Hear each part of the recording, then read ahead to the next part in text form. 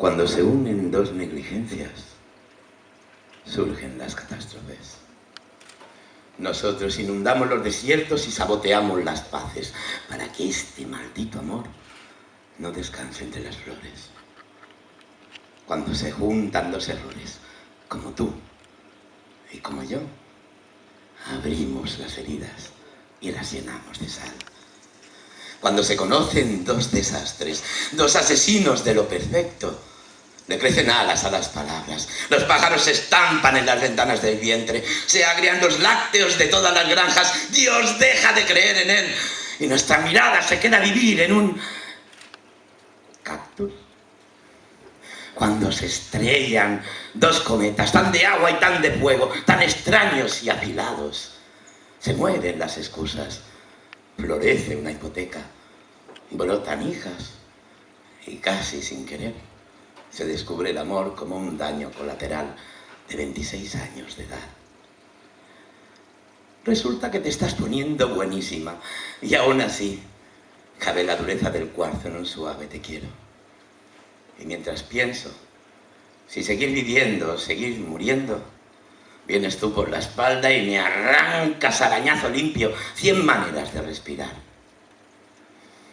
No sé si podremos sumarnos. Ni siquiera tengo claro que seamos de la misma especie. Esta manera de hallarnos es una medida compuesta como los centímetros cúbicos por metro cuadrado que convierte en estadística las gotas de lluvia. Te amo a 2000 kilómetros por hora, a 4 zancadas por bota de gato, a 150 delfines por cielo cuadrado. Te amo a 10 lunares por constelación cósmica, a 20 distancias por ausencia crónica, a 30 sueños por cumplir. Te amo a 7,37 locuras por razón, a 1000 vidas por vida, a 1000 vidas por vida, a 1000 vidas por vida, te amo. Aunque tú ya sabes que por una regla de 3 hemos llegado a ser 4 y que así no hay quien coño cuadre las cuentas.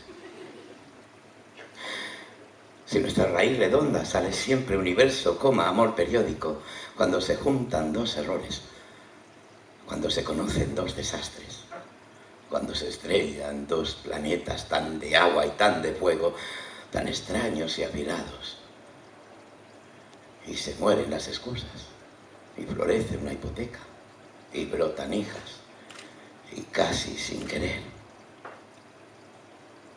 se descubre el amor como un daño colateral de 26 años de edad.